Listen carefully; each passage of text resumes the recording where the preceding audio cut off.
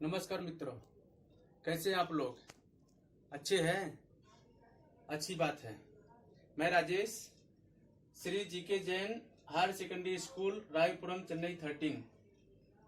मित्रों, आज हम लोग यूनिट 5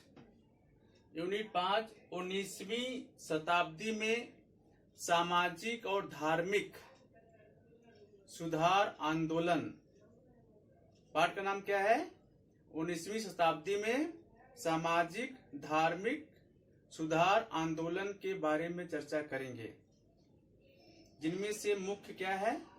ब्रह्म समाज। ब्रह्म समाज के बारे में हम लोग अभी चर्चा करने वाले हैं, ठीक है? तो सबसे पहले 19वीं शताब्दी में पाश्चात्य संस्कृति के चलते भारत में एक नई जागृति की शुरुआत हुई। इस जागृति के प्रवर्तक थे राजा राम मोहन राय, स्वामी दयानंद सरस्वती, स्वामी विवेकानंद। इन लोगों ने मिलकर हिंदू धर्म में और समाज में व्याप्त बुराइयों को दूर करने का प्रयास किया। समाज में उसमें कौन सी बुराइयां थी आपको पता होगा? नहीं मालूम है? समाज में उस समय जो ज्यादातर प्रचलित बुराइयां थी वे थी सती प्रथा, बाल विवाह, मूर्ति पूजा और अंधविश्वास। इन सभी बुराइयों को दूर करने का पूरा प्रयास किया गया। हिंदू धर्म में और समाज से बुराइयों को दूर करने के लिए राजा राम मोहन राय 1777 से लेकर के 1833 तक ब्रह्म समाज के प्रवर्तक रहे और ब्रह्म समाज के उद्देश्यों को प्राप्त करने के लिए उन्होंने 20 अगस्त 1928 को ब्रह्म समाज की स्थापना की। रविन्द्रनाथ ठाकुर ने राजा राम मोहन राय के बारे में लिखा है, राजा राम मोहन राय आधुनिक भारत के जनक थे, ऐसा उनका विचार था, ठीक है? इसके बाद हम लोग ब्रह्म समाज के किन सिद्धांतों पर काम किया, किसके लिए ब्रह्म समाज प्रचलित हुआ, उसके बारे में हम लोग आगे चर्चा कर रहे हैं, ठीक है? पहला है ईश्वर सर्वत्र और एक है। ब्रह्म समाज का मानना था कि ईश्वर सब जगह व्याप्त है। ईश्वर यहाँ भी है, वहां भी है, कण कण में व्याप्त है और ईश्वर एक है। हमारे आपकी विचार धारा अलग अलग है। हमने ईश्वर को राम माना है, कुछ लोगों ने अल्लाह, कुछ लोगों ने कुछ और ऐसा उनको नाम दिया है, लेकिन ईश्वर एक है, ऐसा ब्रह्म समाज कहता है। दूसरा है ईश्वर सारे विश्व का करता है। ईश्वर के बिना विश्व में कोई भी घटना नहीं घटती, ईश्वर के बिना कोई भी पत्ता नहीं हिलता, ऐसा ब्रह्म समाज में माना जाता और ऐसा हम लोग मानते भी हैं कि ईश्वर सब जगह है। ईश्वर की इच्छा, ईश्वर जो चाहता है ईश्वर वही करता है। हम एक कर्ता के रूप में काम करते हैं, लेकिन आदेश कौन करता है? ईश्वर ही करता है, ऐसा ब्रह्म समाज में कहा गया है। तीसरा है ईश्वर के पूजा का आधार मन की पवित्रता है। ब्रह्म समाज मानता है कि पूजा करना जरूरी नहीं है, यदि आपका मन पवित्र है तो आप सर्वज्ञ हैं, आप विद्वान हैं। मन पवित्र होना चाहिए, मन साफ होना चाहिए।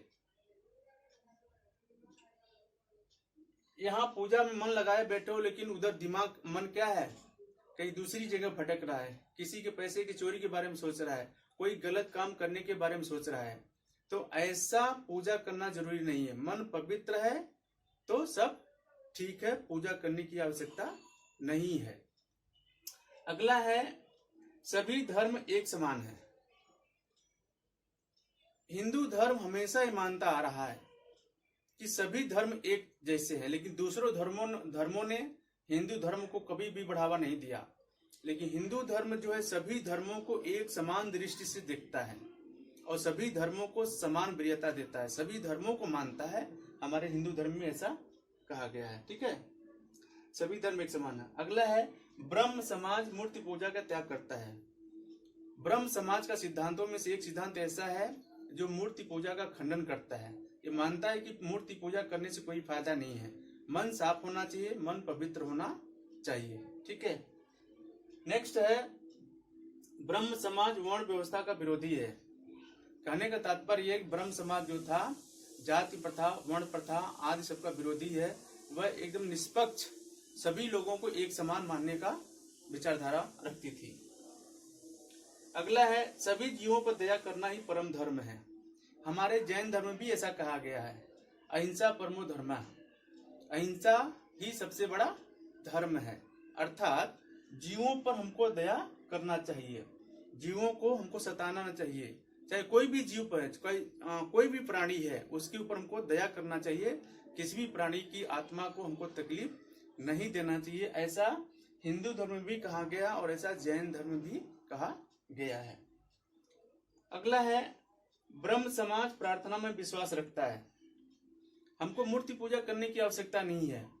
जब भी हमें समय मिले हम अपने मन से पवित्र आत्मा से सिर्फ भगवान का स्मरण कर लें, भगवान की मन में क्या है प्रार्थना कर लें, वही हमारे लिए सबसे बड़ा सर्वोत्तर है। हमको मूर्ति पूजा करने की आवश्यकता नहीं है। अगला, पाप का त्याग ही मोक्ष का एकमात्र साधन है। ब्रह्म समाज में कहा गया अगर कोई व्यक्ति पाप करता है तो वो कभी भी मोक्ष प्राप्त नहीं कर सकता। इसलिए यदि मोक्ष को प्राप्त करना है तो पाप का त्याग करना पड़ेगा, अर्थात पाप हमको नहीं करना चाहिए, तभी हमको क्या है मोक्ष मिल सकता है। ये सब थे ब्रह्म समाज के सिद्धांत, ठीक है। अगला टॉपिक है ब्रह्म समाज के कार्य। ब्रह्म समाज ने क्या क्या कार्य किया उसके बारे में हम लोग थोड़ा फोकस डालेंगे। सती प्रथा का अंत। सती प्रथा आपको पता है क्या है, आपने 8वीं क्लास में पढ़ चुका है, आप लोग पढ़ चुके हैं। सती प्रथा जब किसी भी स्त्री के पति का अकस्मात या किसी कारण देहांत हो जाता था तो उस स्त्री को जबरदस्ती उसके परिवार के लोगों के द्वारा या समाज के लोगों के द्वारा जबरदस्ती उसके पति के चिता पर उसको झोंक दिया जाता था। स्त्री की इच्छा न होते हुए भी उसको इस पति की चिता पर जलना पड़ता था। इस प्रथा का ब्रह्म समाज में विरोध किया गया और उसको दूर किया गया। अगला है बाल विवाह का अंत। ब्रह्म समाज ने बाल विवाह के अंत पर जोर दिया, यानी कि बाल विवाह तभी करना चाहिए जब उम्र 18 से ऊपर हो। बाल विवाह का मतलब है कि जब बच्चे 12 साल 13 साल की उम्र के होते हैं तभी उनके साथ जबरदस्ती शादी विवाह कर दिया जाता है। इसका ब्रह्म समाज में विरोध किया गया। अगला है स्त्री शिक्षा पर जोर। ब्रह्म समाज ने सोचा यदि स्त्री को हम समाज में वरीयता देंगे, समाज को स्त्री को पढ़ने का मौका मिलेगा, महिलाएं समझदार होंगी, छात्राएं समझदार होंगी, तो निश्चित रूप से अपने भले के बारे में सोच सकती हैं और वह अपना डिसीजन, अपना निर्णय खुद ले सकती हैं कि हमको कब और कौन सा कार्य करना चाहिए। इसलिए ब्रह्म समाज ने स्त्री शिक्षा पर जोर दिया। अगला है पश्चिमी शिक्षा पर जोर। राजा राम मोहन राय ने पश्चिमी शिक्षा पर जोर दिया और उसको फॉलो करते हुए उस शिक्षा को आगे बढ़ाने की कोशिश की है। अगला है बहु विवाह का विरोध। किसी किसी समाज में, किसी किसी धर्म का बहु विवाह प्रचलित है। राजा राम मोहन राय ने ब्रह्म समाज में बहु विवाह का विरोध किया गया। अब बहु विवाह मतलब क्या होता है?